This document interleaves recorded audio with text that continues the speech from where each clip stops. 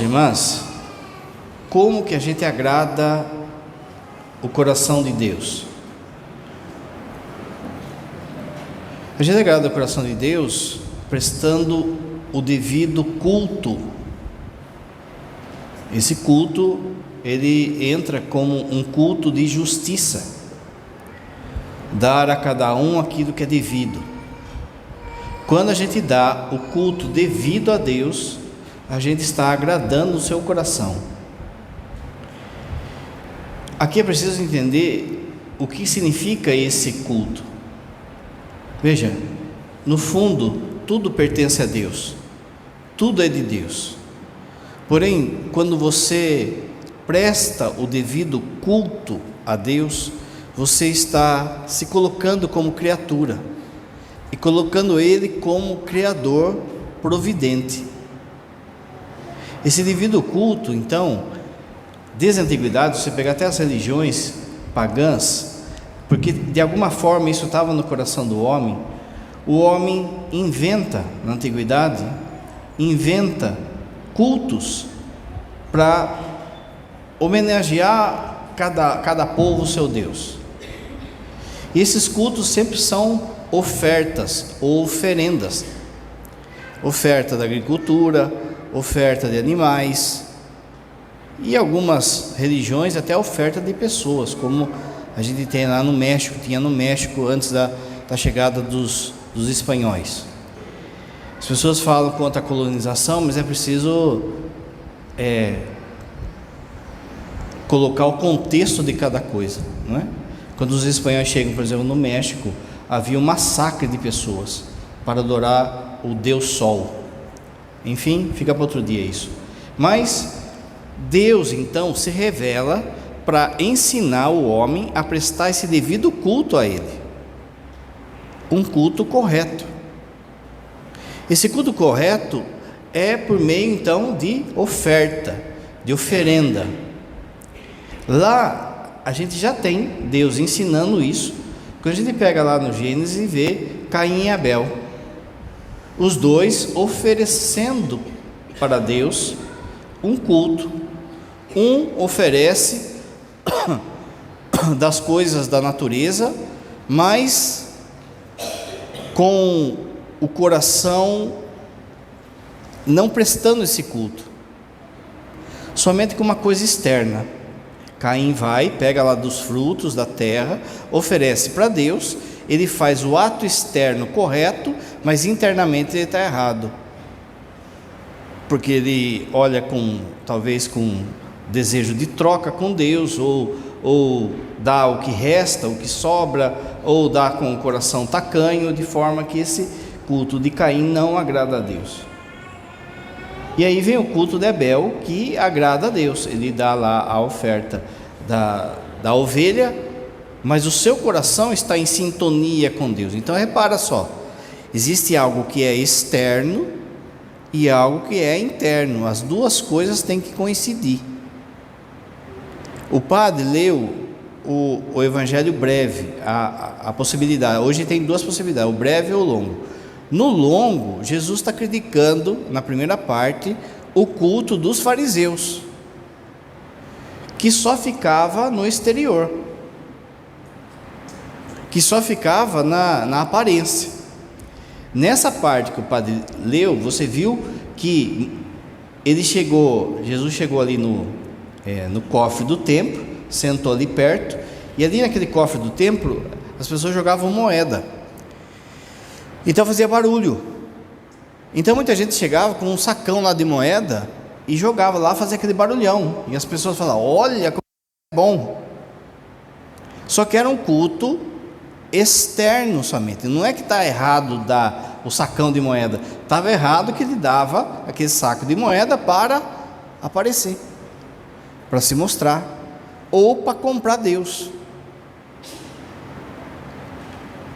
A velhinha faz o contrário.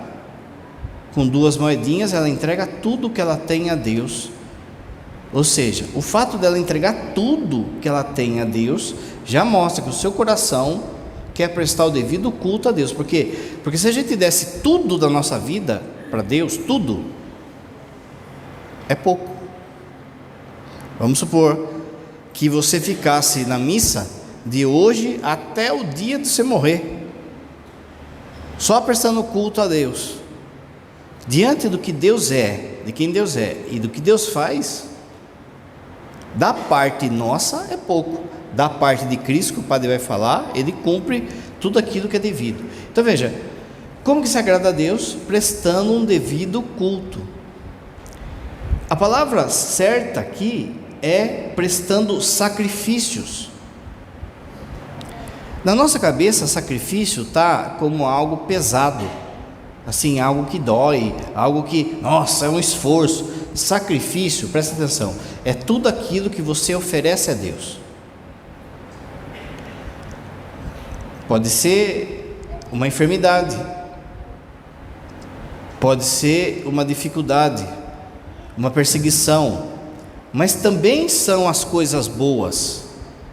Quando você, por exemplo, se forma, casa, compra uma casa e está agradecido a Deus, você chega na sua casa e fala: Senhor, obrigado por essa casa, eu consagro essa casa ao Senhor. Você está prestando um sacrifício, você está prestando um culto a Deus, você está falando que aquilo que veio de Deus, então isso aqui é seu. Então veja, o sacrifício não é simplesmente algo doído. O top do sacrifício vai ser algo doído, que vai ser Cristo. Porém, nós podemos oferecer sacrifícios constantes de adoração a Deus, desde que você vá oferecendo aquilo a Deus. Então, por exemplo, você conseguiu comprar algo, venceu uma etapa da sua vida, nasceu uma criança, está passando uma enfermidade, está passando uma injustiça. Se você oferecer a Deus, você presta um culto devido a Ele. Você presta um culto a Deus. E aí, se o seu coração estiver em sintonia com aquilo, não estiver murmurando, reclamando, questionando, trocando, isso está agradando o coração de Deus. Veja então, sacrifício é oferecer algo em adoração a Deus. Se você pegar, outro dia o Padre explica, se você pegar Adão, ele é colocado como um sacerdote. O que é um sacerdote? É aquele que oferece sacrifícios a Deus. Adão é colocado como um sacerdote lá no Gênesis, lá no jardim. Por quê? Porque a missão de Adão era cuidar de tudo aquilo, cuidar da sua esposa e oferecer a Deus. Ele falha em tudo isso. Ele não protege o jardim e principalmente não protege a sua esposa. Ele falha enquanto sacerdote. Como você sabe, existe o sacerdócio do padre, que oferece a missa, e existe o sacerdócio de vocês, dos batizados. Como o padre falou, que você pode oferecer a sua oração, a sua dor, a sua alegria. Há uma diferença de sacerdócio aí, de grau, mas você também oferece a Deus. Isso é então um sacrifício. Aquilo que a gente oferece a Deus para cultuá-lo, para adorá-lo. Qual foi o máximo grau de sacrifício que teve? De oferta que teve? Qual foi o máximo grau de entrega, de culto a Deus que se teve? Segundo a leitura de hoje, olha que fala: na plenitude dos tempos, uma vez por todas, Jesus se manifestou para destruir o pecado, fazendo sacrifício de si mesmo. Jesus não oferece coisas, Jesus oferece Ele mesmo. Ele é a grande oferta agradável a Deus. E é por isso que você tem que vir na missa. Porque daí, quando você vem na missa, como você sabe, a missa é o mesmo mistério da paixão, morte e ressurreição de Cristo, não é outra. Quando você vem, você está participando desse mistério. Na hora que o padre levanta a hóstia, levanta o cálice, você está diante da cruz e ao mesmo tempo diante da paixão de Nosso Senhor, da ressurreição de Nosso Senhor. Você está ali. A hora que termina a consagração, o padre fala: eis o mistério da fé. E você fala assim: anunciamos, Senhor, a vossa morte e proclamamos a vossa ressurreição. O que está falando quando você responde isso? Está falando que eu acredito que eu estou diante da paixão, morte e ressurreição de Cristo. A mesma, não outra. Porque para Deus não tem tempo. Então você está diante da Sexta-feira Santa, do domingo da Páscoa. Esse momento, Jesus está, e de modo especial na sexta-feira, Ele está se oferecendo em sacrifício a Deus. Aí você vem com a sua semana. Você passou por tudo isso que o padre falou. Você chorou, se alegrou, teve luto, teve nascimento, teve tudo. Então você traz na sua bolsa vários sacrifícios. Traz aqui. No momento do ofertório, o padre está catando, pegando todo esse sacrifício de vocês e pedindo para que Deus pegue esse sacrifício de vocês e junte com o de Cristo, para daí ter valor, para daí ser um valor salvífico. Por isso que você tem que vir na missa. E por isso que você rezar em casa não se compara com vir na missa. Ah, não vou na missa, eu rezo em casa. Não dá. Você não é Cristo. As suas ofertas, elas só são agradáveis e boas quando você está unido a Ele. Vocês vão ver no ofertório, na hora que o povo está cantando, que está passando a sacolinha da coleta. O dinheiro que você dá é um sinal disso tudo, é um símbolo. Mas se você prestar atenção, mais importante do que isso é o que o padre está fazendo aqui. O padre está pegando o pão e o vinho e está falando assim, ó, que esse pão e esse vinho é fruto do trabalho nosso. Quando ele fala isso, ele está falando também daquilo que você trouxe. Todo o fruto do trabalho da semana desse povo, Senhor, junta com esse pão e transforme ele no corpo e sangue de Cristo, de forma que daí você então presta um culto muito maior que você pode dar a Deus, porque daí é Cristo oferecendo a sua semana para Deus.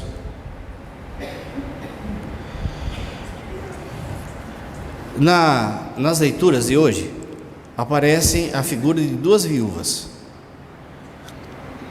A primeira leitura, Elias está sendo perseguido por Jezabel, Acabe e Jezabel, né? Jezabel era uma rainha estrangeira, Acabe casou com a estrangeira, não podia casar com estrangeiro, justamente por isso, não é?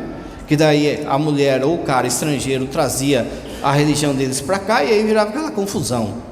E foi assim que Jezabel fez. Ela era estrangeira, Acabe casou com ela, a hora que ela veio, trouxe tudo quanto é sacerdote dela, que começou a enganar o povo. E daqui a pouco estava só Elias contra todo mundo. Elias então, ele é um profeta que vai contra a idolatria. O que é idolatria? Não prestar o culto devido a Deus. A idolatria não é ter imagem, gente. A idolatria é quando você não presta um culto devido a Deus. Você adora dinheiro, você adora a televisão, a internet, adora uma pessoa, adora um partido. Elias é o profeta contra essa idolatria. Elias é um profeta para ensinar o povo a dar o devido culto, só que vai sofrer muito. Nessa leitura, ele está sendo perseguido, e Deus revela para ele que é para ele fugir do deserto. Quando ele está lá, para ele ir para a montanha, chegar numa montanha, mas até lá ele tem que atravessar o deserto. Ele vê uma casinha bem pobre, e ele escuta no coração dele: se esconde ali, fica ali até a hora que eu mandar. Ele vai nessa casinha, gente pobre, só tem lá o quê? Uma viúva e o seu filho. E Elias fala: olha, Deus mandou eu ficar aqui escondido. A mulher fala: viu, Mas a gente não tem comida nem para nós hoje. O que tem é para hoje, depois acabou. Só para mim e para o meu filho, e depois acabou. A gente tem uma porção de farinha aqui que é para fazer hoje. E Elias pede para que ela confie em Deus. E ela faz um ato de confiança. Ela podia pegar e falar assim: não, Elias, não dá, eu tenho que dar comida para o meu filho, só tem esse tantinho aqui. O fato dela pegar e falar: tá bom, venha, se é Deus que falou, venha, eu confio em Deus. Ela está fazendo o quê? Um ato de sacrifício, de confiança. Ela está prestando um culto a Deus e está confiando nele. E todo dia de manhã a farinha, o tanto de farinha aparecia de novo para cada dia. É preciso desejar você perceber a situação da viúva no tempo da Bíblia. Não tinha mercado de trabalho, gente, para a mulher. A mulher era feita, entre aspas, na cabeça deles, para casar, né, ter intimidade, gerar filhos e cuidar da casa. Não tinha mercado de trabalho. Tanto que se ela não fizesse uma dessas três coisas, ela podia ser dispensada. Como se fosse, sabe, um produto que você recebeu lá do Mercado Livre e não está funcionando. Olha, ela não cuida da casa, já dava para dispensar a mulher. Queimou o feijão tudo. Se ela não quisesse ter intimidade com ele, a hora que ele quisesse, podia dispensar. Se ela não gerasse filho, podia dispensar. De forma que, nessa sociedade machista, ninguém queria pegar um produto de segunda mão. Então o que acontecia? Se a mulher, ela perdesse a virgindade antes do casamento, tchau, já era, ninguém pegava. Mas se a mulher ficasse viúva, também não. Tanto é assim que há uma lei de Moisés que falava assim, se uma mulher ela ficar viúva e sem filhos, o irmão mais novo do marido tem que casar com ela, para ela não morrer de fome. Só que a turma cumpria a lei? Não cumpria. Às vezes acontecia de, mesmo assim, não ter ninguém. Você vai lembrar, por exemplo, porque se ela não tem nem filhos, quem que vai cuidar dela? Acontecia muito dessas viúvas, ou dessas mulheres que tinham perdido a virgindade antes do casamento, delas caírem na prostituição. Ninguém vai casar com elas, elas têm que sobreviver, não tem mercado para elas. Aqui um parêntese, sabe? Um parêntese diante desse mundo de prostituição que a gente vive nos dias de hoje. Jesus fala assim que as prostitutas precederão muita gente no céu. Ele não está passando pano na prostituição. O que ele está falando é o seguinte: como hoje existem prostitutas que a vida levou àquilo, às vezes a situação da família, às vezes uma violência sexual. Isso Deus é que vai ver. Agora, existe hoje uma glamorização da prostituição. Existe hoje meninas, moças, mulheres que se vendem por riqueza, por status. E aí você vê esse monte de coisa arada na internet aí, que gente vai enriquecendo a partir disso. Esse é um outro tipo de prostituição. Esse a pessoa escolheu isso. Aí a batata vai assar. Essas que a vida acabou levando, Deus vai ter misericórdia. Mas essas que escolheram isso, a batata assa. E aí vai quem também se aproveita disso, né? Enfim, então muita mulher caía na prostituição porque não tinha o que fazer. Você lembra da prostituta que é liberta por Jesus, a hora que vai ser apedrejada? Você se lembra daquela que enxuga os pés de Jesus? Essas mulheres, a vida acabou levando ali. Muito bem, voltando. A viúva, então, ela era uma mendiga, gente. Ela vivia que nem um mendigo. Então, tanto a viúva da primeira leitura, quanto do Evangelho, elas fazem uma oferta agradável a Deus, porque elas dão tudo que elas têm para Deus. Uma confia, a outra confia também. Ela tem 2 moedinhas. O texto falou que não valia quase nada. Mas não é porque, eu vou dar pouco, porque daí, não, ela deu tudo, era tudo que ela tinha. É isso que a gente precisa entender, que a gente agrada a Deus quando a gente dá tudo para Ele, quando a gente oferta um sacrifício do coração, de entrega total a Deus. Porque muitas vezes, como os fariseus, às vezes a gente pode estar no lugar certo, para fazer um culto certo, como aqui, mas não está com o coração nele, não está com o coração entregue a Ele. Vamos ver então, como que eu faço um culto agradável a Deus, dessa forma que o padre falou. Primeira coisa é sendo generoso com as pessoas que sofrem. Quando você de fato faz uma caridade, quando você, movido por Deus, se compadece do outro, não é simplesmente, levar uma cesta básica por aí, entregar uma marmita por aí.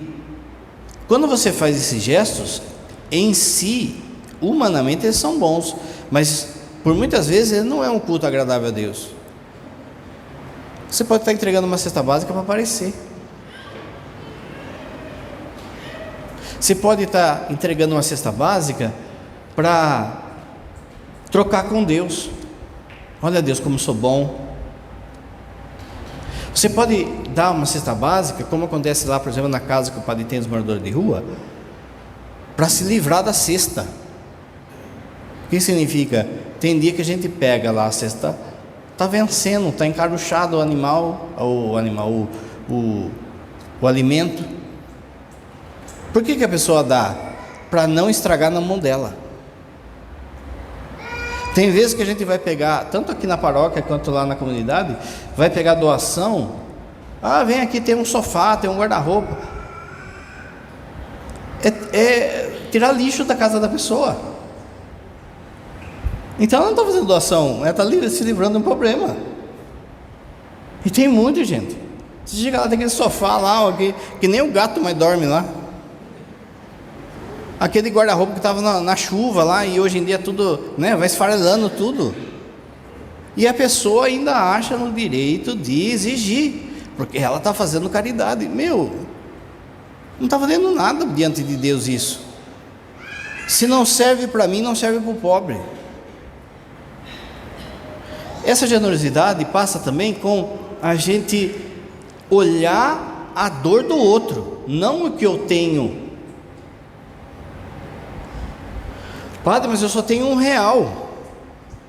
Mas o outro está morrendo de fome. As viúvas, mas de modo especial a primeira, ela abriu mão dessa confiança que ela tinha no potinho dela de farinha. Toma cuidado, com o acúmulo de coisas e de dinheiro, que muitas vezes, mesmo prestando um culto devido a Deus, vindo na missa, as atitudes nossas não são assim. Eu confio no dinheiro. Aí entra um negocinho que chama dízimo. O dízimo, gente, não é troca, não é que eu vou dar e Deus vai me abençoar. O dízimo entra nisso. Eu dou meu dízimo porque ele entra no culto devido a Deus. Quando eu dou o dízimo, eu estou ajudando no culto a Deus. O dízimo ele tem 3 viés, né? A liturgia, vela, incenso, flores, hóstia, vinho. Ele tem um sentido de evangelização, para ser investido na evangelização, na catequese, nos cursos, e um sentido de cuidar dos pobres. Quando você está dando o seu dízimo, você está falando isso para Deus: o meu dinheiro também é um culto agradável a Deus, eu confio no Senhor. Não, padre, mas e como que eu vou fazer com as minhas dívidas, e não sei o que, isás. A viúva não pensou assim, as viúvas não pensaram assim. Segunda coisa, um sacrifício de confiança a Deus. No hebraico, a palavra confiança significa assim, costurar o seu coração no de Deus. Ou seja, o que Deus quer, você quer. Eu confio em Deus.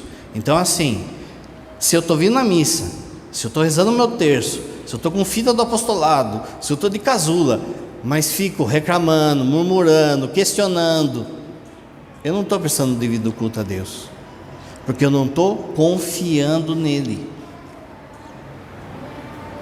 O termômetro da confiança é aquilo que sai da nossa boca.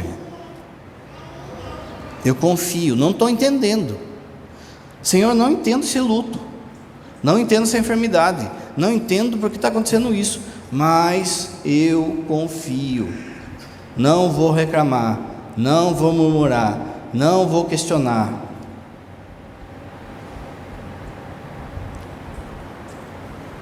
Terceira coisa, é um sacrifício simples e humilde. O padre acabou de falar que na primeira parte do Evangelho tinha os fariseus fazendo um culto cheio de pompa para ser visto. Aqui a gente tem que tomar 2 tipos de cuidado daquilo que está acontecendo hoje na igreja. Um culto, por exemplo, simples e humilde na missa, muita gente entende que é fazer a coisa meio de qualquer jeito. E aí, por exemplo, infelizmente, essa mentalidade por muitas vezes passa na cabeça de muitos padres. Então, às vezes existe uma norma litúrgica das coisas e as pessoas não querem obedecer em nome de uma humildade. Eu não uso casula não. Meu cálice é de barro. Sabe? Não precisa de flor. Não precisa, isso é frescura. Mas eu vou falar, né? Aí acaba a missa, o cara sai com uma nave, né? Então calma lá, né? Ser simples e humilde não é fazer de qualquer jeito, não é ser relaxado, tanto aqui na missa quanto em casa. Da outro lado, o que está acontecendo hoje? Está surgindo um povo que fica apegado à exterioridade, igual os fariseus. Então ficam preocupados lá se o padre, abriu a mão na medida certa, se tem 18 turíbulos, se tem fumaça não sei de que jeito, tem que desenhar na hora que faz a incensação. Fica preocupado com essas exterioridades. Também não vale de nada, gente. Também fica algo sem sentido, somente algo exterior, vira um teatro. Você percebe quando um padre ou o povo está com o coração ali. E aqui não é cantar, não é fazer dancinha, também não é encher de incenso. Mas se você está prestando atenção no que o padre está falando, nas leituras, respondendo, você vê a piedade no olho do povo. E é isso que torna um culto agradável a Deus. Por quê? Porque está voltando cada vez mais também pessoas que estão presas à exterioridade. Eu falo sempre para os seminaristas: olha, você pode vir na missa como padre, amanhã ou depois, e celebrar a missa sem erro nenhum. Você pode vir e fazer lá tudo bonito, aquele monte de incenso, a postura, o jeito que fala, mas o coração está longe. Eu posso chegar aqui, gente, e só repetir palavra. Oremos. Eu não presto atenção no que eu falei. Muitas vezes acontece, veja, daqui a pouco o padre vai falar que a gente quer dar um mínimo para Deus. E muitas vezes acontece que o mínimo é o tempo. Daqui a pouco o padre fala disso. Então, por vezes, o padre, ou o povo, se vê no dever de correr com as coisas. Sabe? Se eu, como padre, eu primeiro, não rezar a missa, foi ato externo só. Pode ter turíbulo, pode ter cálice de barro, pode ser, entre aspas, uma liturgia pobre, uma liturgia cheia de pompa. Se não passou por aqui, já foi. Só que assim, esse passar por aqui é de fato ter um coração aqui, naquilo que está celebrando. Porque você pode falar assim: não, mas o importante é o coração. Mas seu coração está longe. Entende? Está voltando também essa mentalidade de achar que a liturgia tem que ser cheia de pompa. Como que tem que ser a liturgia? Como a igreja pede, gente. No passo da igreja. O cálice é pedido, por exemplo, que tenha ser feito de um material de metal, uma coisa que não quebre. Não adianta eu vir com um cálice de barro para a turma falar: olha como esse padre é pobre, e depois sai com uma nave. Também não adianta eu chegar aqui com um cálice de ouro, porque é um escândalo numa comunidade como a nossa, vamos supor, que muita gente passa fome e a gente não vem. E eu com um cálice de ouro aqui também. Então é preciso achar uma dignidade que não seja um escândalo, mas também não seja um relaxo. E isso é a luta constante nossa de padres para ensinar o povo disso. Eu tenho que parar de dar resto para Deus, né? E isso vale na nossa oração, isso vale na sua casa. A casa limpa, gente, é uma oferta a Deus. Casa arrumada é oferta a Deus. Olha aqui, o chão aqui nosso, padre, é vermelhão, mas está limpo. O chão nosso aqui, padre, é de mármore, não sei de onde, mas está tudo zoado. A sua casa, o seu ambiente, o ambiente seu de trabalho, tudo isso, gente, você tem que transformar em sacrifício, em oferta agradável a Deus, fazendo o que você tem que fazer. O sacrifício do nosso tempo, aí pega, hein? A coisa mais, o tesouro maior que você tem hoje se chama tempo. Essa é a sua grande riqueza, que está acabando. Que está acabando, o meu e seu. Quando eu comecei a falar essa frase, eu já estou perdendo esse tesouro, está acabando. Esse tesouro que chama tempo tem que ser muito bem investido em adoração a Deus, em culto agradável a Deus. Então vamos ver. O meu tempo é a minha grande riqueza. Eu dou tudo que eu tenho para Deus, menos o meu tempo. Está errado. É a turma que chegava lá com um sacão de moeda. Santo Agostinho, quando comenta essa passagem de hoje, ele fala que essas duas moedinhas são a liberdade e o nosso tempo. O que significa então prestar um culto devido a Deus no tempo? A primeira coisa é o que nós estamos fazendo hoje.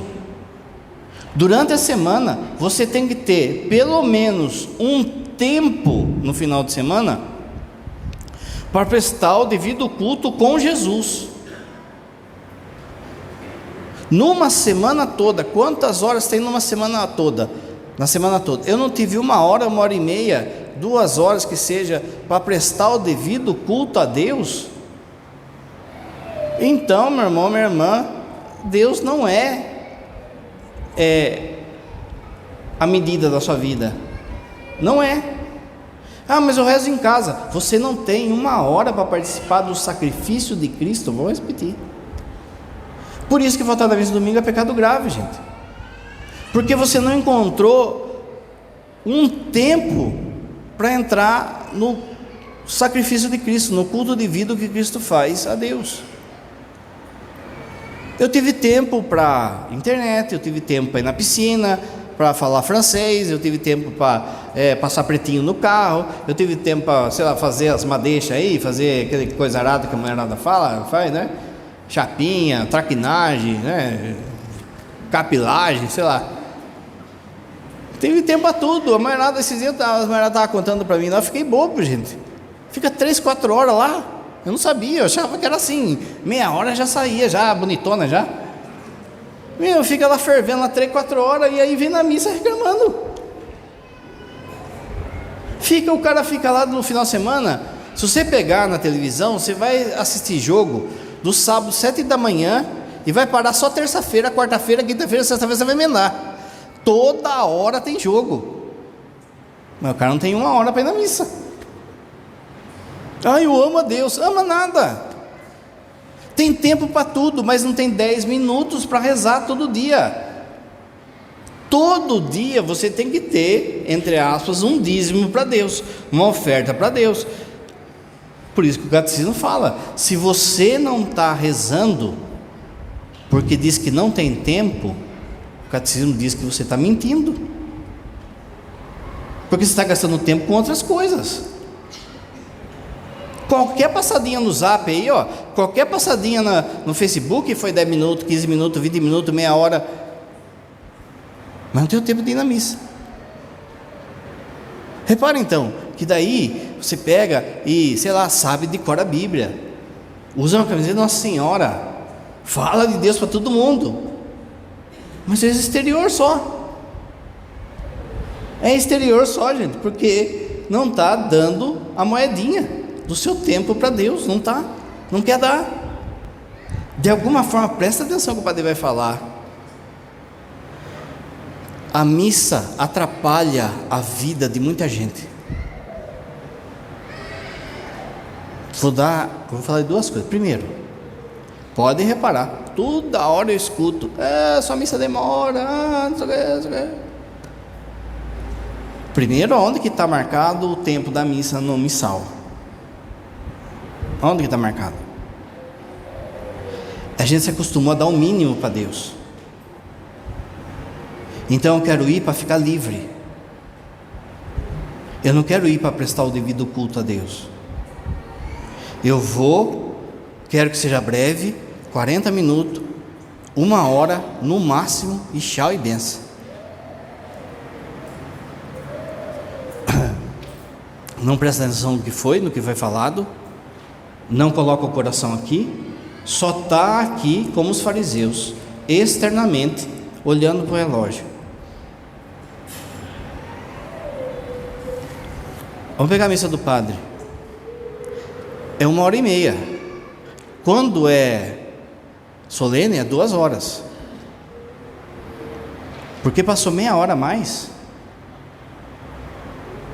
A pergunta é, olha para a missa nossa aqui, da paróquia, e de modo especial a minha, que o pessoal fala da minha, né? Eu fico fazendo dancinha aqui? Eu fico fazendo rifa? Eu fico falando de novela? Por que demora? Porque eu tenho amor a Deus e a vocês, porque eu quero que vocês entendam isso aqui, que se chama palavra. Se vocês soubessem da palavra, a minha homilia ia ser breve. Por quê? Porque a primeira parte da minha homilia, você pode ver, é sempre catequese. Olha hoje, olha, a viúva era assim, a Jezabel, eu não sei o quê. Eu tenho que explicar coisas que você já devia saber. Mas como eu sei que o povo não sabe, aí eu não quero dar o mínimo para Deus. Eu vou me cansar. Pensa, era muito mais fácil para mim também fazer uma missa breve, gente. É uma seguida para a outra. São, 10 horas já tem outra. É muito mais fácil, estou cansado, o padre é gordo, O gordo sofre, hein?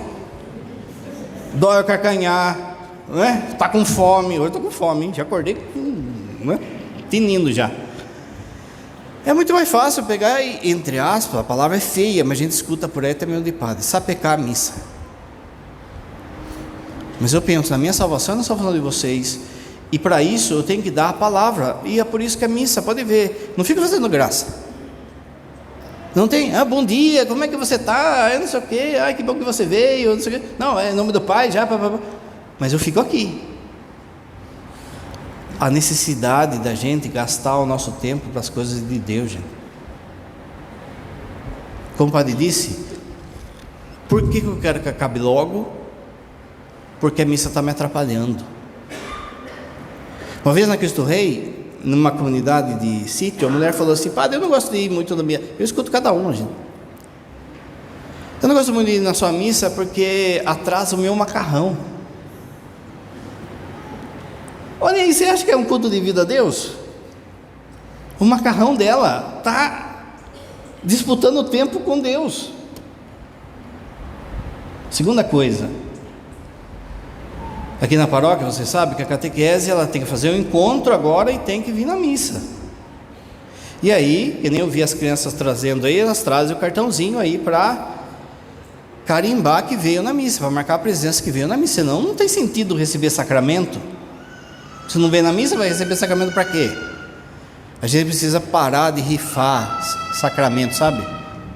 A gente acha que basta ir rifando o sacramento de batismo, de primeira Eucaristia, crisma e casamento, inclusive. O sacramento é coisa séria, mas a turma não leva a sério. Você dá a primeira comunhão para 150 crianças, no domingo que vem 20. Aí o cara da gráfica, que faz o cartãozinho lá, ligou lá na secretaria e falou assim: olha, avisa o padre que veio uma mulher aqui e pediu para que eu fizesse um carimbo igual ao da paróquia, porque daí ela não precisa ir na missa, ela tem o carimbo, ela vai lá, ela carimba. Gente, como que vai fazer primeira comunhão? Como que uma mãe traz uma criança para fazer primeira comunhão desse jeito? Que culto é esse? Você acha que agrada a Deus esse culto? Está vendo a corrupção já dentro da igreja, gente? Na nossa cara. A missa atrapalha a vida dela, então eu vou fazer um carimbo. Você já pensou como que vai ser isso no dia do juízo? Será que eu estou então, de fato, questionando o tempo que eu dou para Deus?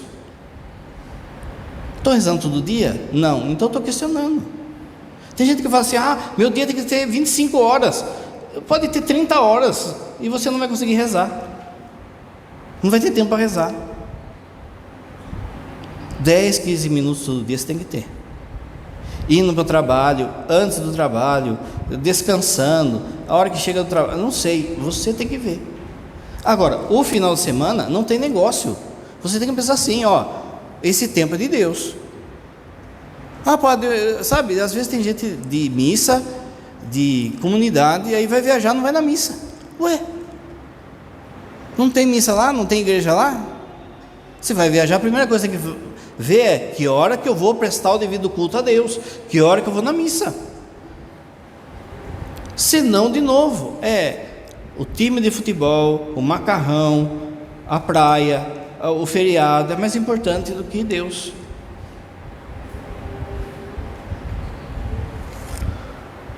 Por último, quando você vem na missa, você então participa do sacrifício de Cristo. Quando você comunga, você se torna um com Ele. E você então tem o poder, entre aspas, poder, de eucaristizar tudo. O que significa isso? De transformar tudo numa oferta agradável a Deus. Não importa, gente, se você estiver em união com Cristo, se você estiver na graça, estiver comungando, quando você está descansando, você está louvando a Deus. Quando você está trabalhando, você está descansando, está louvando a Deus. Quando você lavou um copo, quando você abraçou seu filho, quando você chegou no horário do serviço, quando você foi fiel nas contas, fiel no casamento, tudo isso é culto a Deus. E para você que é casal, aquilo que o padre sempre fala, a intimidade de vocês também vira. Desde que eu esteja em comunhão com Deus e esteja fazendo essas coisas de modo correto. Por que o mundo está assim? Por causa disso, a gente acha que o culto a Deus é da porta para dentro. Acabou, estou livre. Não, gente, aí é que começa. No latim, quando termina a missa, no português é assim, né? Ide em paz, o Senhor vos acompanhe. Essa frase pode enganar muitas vezes. Pode ser assim: ide em paz, você já cumpriu o seu preceito. Não é isso que a igreja está falando. E no latim é assim: ite missa est. Ide, a missa continua. Continua, gente. Você vai dirigir para voltar para casa, se você não brigar, se você não fizer algo de errado, só do fato de você dirigir até a sua casa, você está louvando a Deus. Não precisa pôr um louvor lá. A sua existência vira um culto a Deus. E é esse culto que agrada a Deus, gente. É quando a gente se torna um com Ele. E não só exterioridade. E não só aparência. Da nossa parte, tudo é moedinha. Deus não precisa de nada. Da nossa parte, Deus não precisa de nada. Mas se a gente entrega de fato tudo na mão dele, a gente presta o culto agradável a Deus. Presta atenção, como é que está sendo o seu culto? Como é que está sendo a sua oferta a Deus? Eu tenho murmurado, eu questiono, eu não tenho tempo para Deus, não tenho tempo para rezar. Eu saio da igreja, eu viro outra pessoa. Que culto que eu estou prestando? Eu confio no dinheiro, eu confio na minha profissão, no meu trabalho, no meu time. Que culto que eu estou prestando? Tem coisas que estão disputando com Deus no meu coração? Um relacionamento que não está me levando para Deus, eu estou insistindo. Um trabalho que eu estou caindo lá na conversa mole, estou caindo na infidelidade do casamento, estou caindo na corrupção. Por que você não quer queimar isso? Amizades que não me ajudam a prestar esse culto a Deus, me arrastam para longe dele. Qual é o culto que a gente está prestando a Deus, gente? De novo, a gente pode estar vindo aqui e sendo que nem os fariseus. O culto da parte nossa está xoxo. Creio em Deus Pai Todo-Poderoso,